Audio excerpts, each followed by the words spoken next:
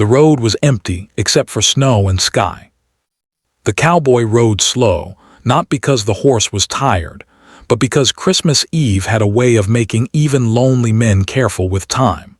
His coat was patched, his beard dusted white, and the sack tied behind his saddle held nothing festive, just feed and a few tools he'd traded work for that morning. Then he heard a voice. Small, uncertain, hopeful. "Mr." He reined in so fast the horse snorted. At the edge of the road stood a little girl, no more than 6, wrapped in a coat too big for her, boots mismatched. Behind her was a narrow trail leading toward the hills, where a single chimney leaked the thinnest line of smoke into the gray sky. She looked up at him with wide eyes and asked the question that stopped him colder than the wind. "Is Santa late because he can't find our ranch?"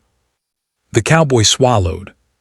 He'd faced blizzards, outlaws, years of silence that ate at a man from the inside.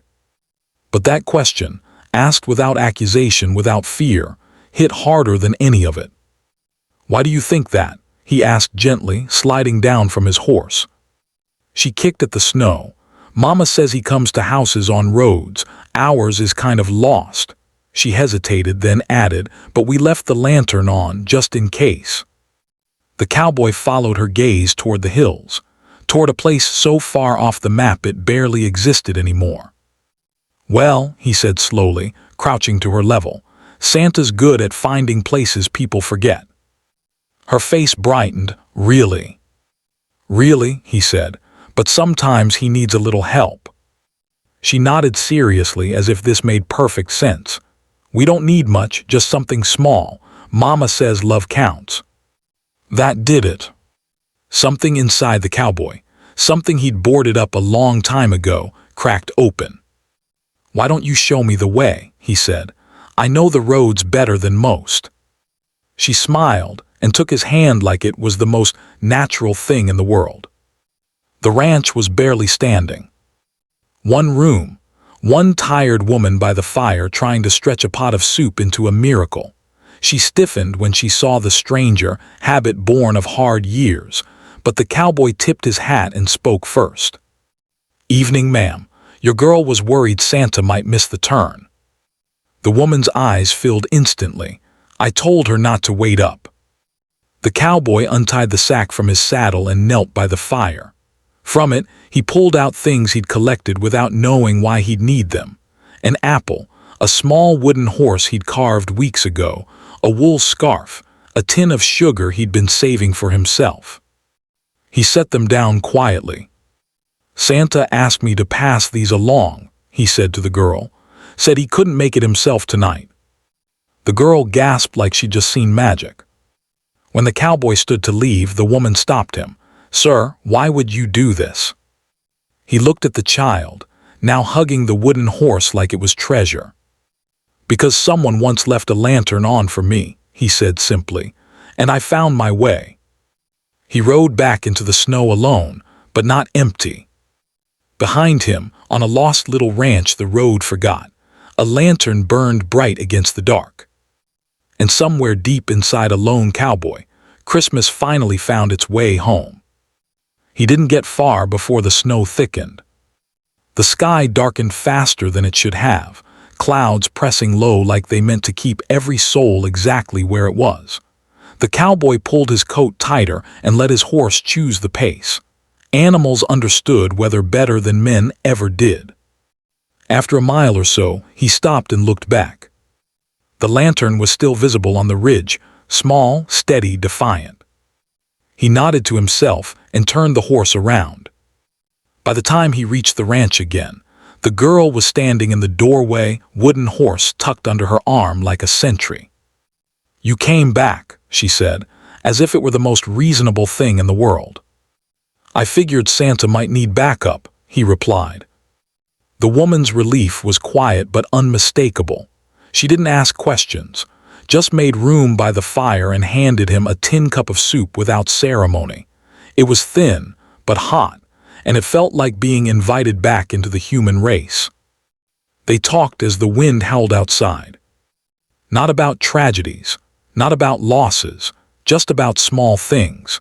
How the roof leaked only when the wind came from the east. How the girl's name was Clara and how she'd learned to read from an old seed catalog. How the ranch had once been full of noise before illness and debt thinned it down to the three of them.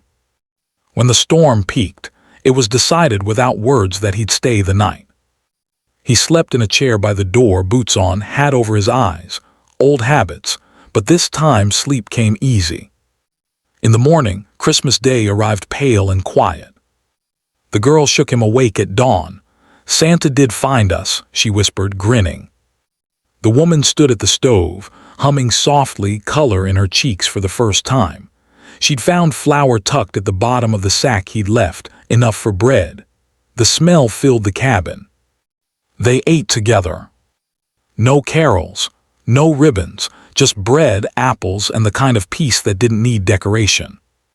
Before he left, the girl ran outside and pressed something into his hand, a crooked star made from twigs and twine.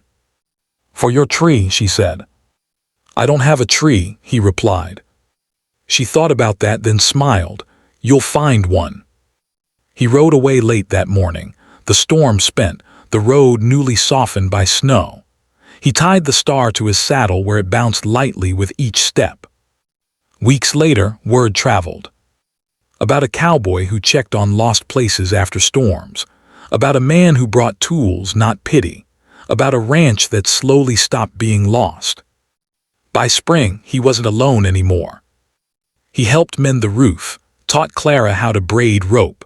The woman found work in town and came home with stories instead of worry. The road was still hard to find, but it was known now. And every Christmas after that, no matter where he was, the cowboy made sure one thing was true. If a lantern was lit somewhere far off the map, he rode toward it. Because once on a cold road, a little girl had asked him a simple question.